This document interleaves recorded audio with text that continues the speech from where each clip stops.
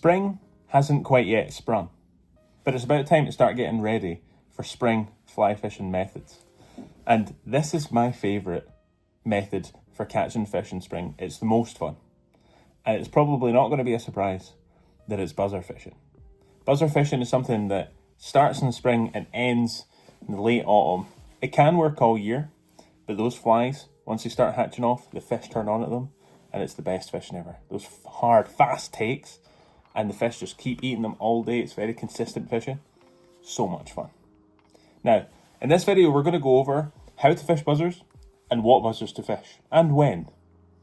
And we're going to chat about my takes on how I like fishing buzzers and the most success I've had with buzzers.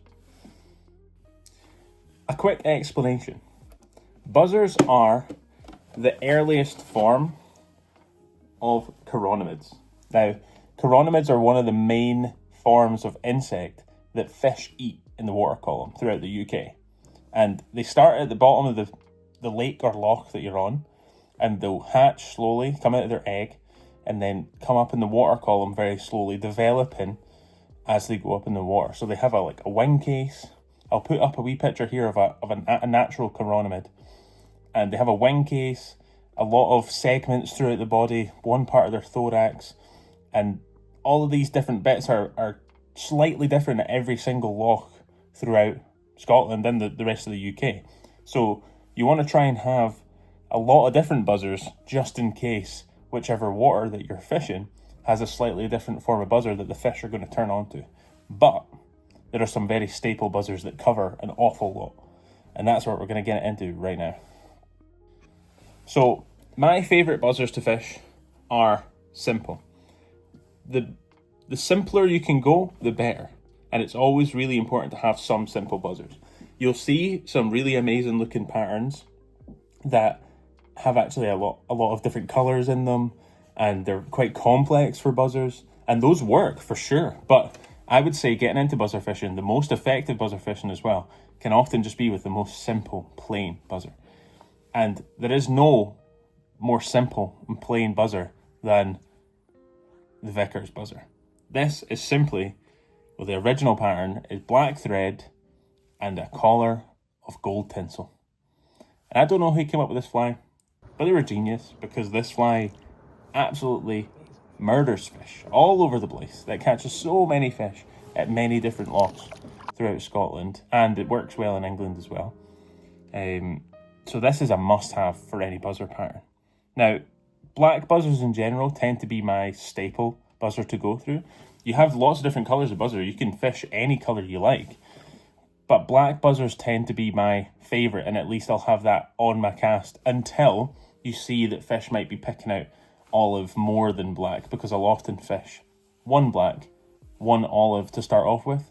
And as they start picking out the black more consistently, I'll change to two black if I'm fishing a 3-fly cast.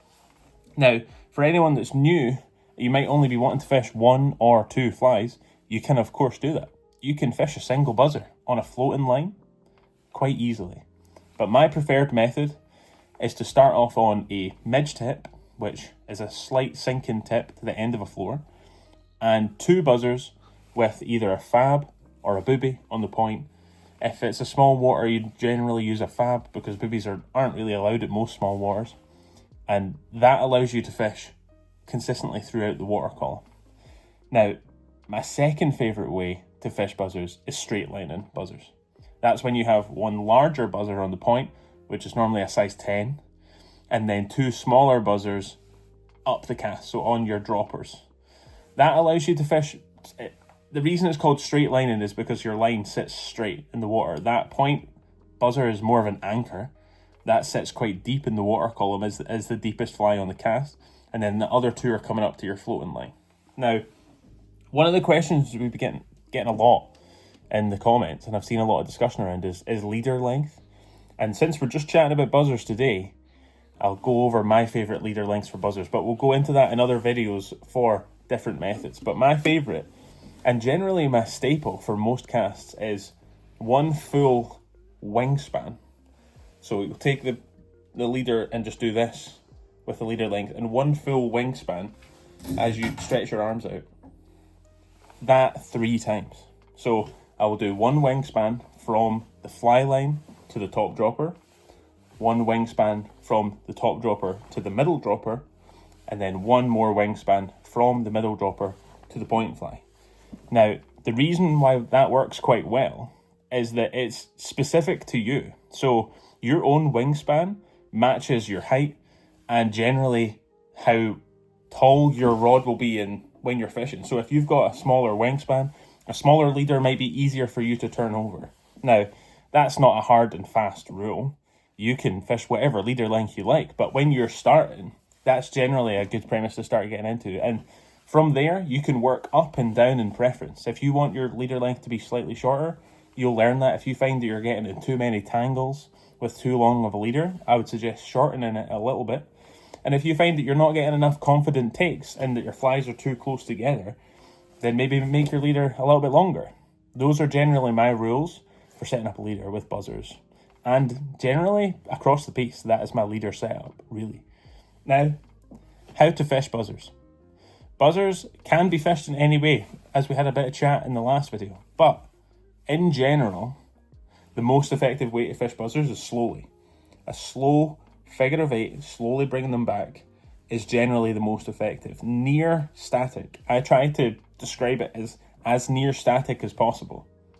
Now, when you're fishing them static, that doesn't mean that you don't do anything with them. Generally, you'll find that as you cast out, when you've been fishing it within the first 30 seconds to a minute, you'll get interest immediately.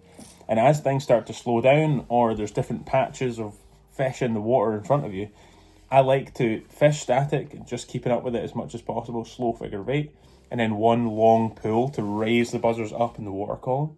It's kind of the same as fishing the bung, to be honest, because you're not fishing an awful lot of water in front of you.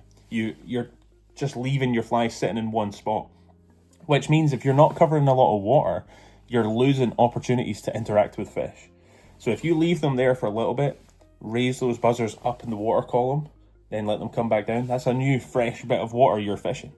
And you're covering more water across the piece. So if you're fishing multiple casts around different areas, you can be confident that you've fished the area in front of you well by covering it with those buzzers. So fishing it slow with long pulls is my favourite.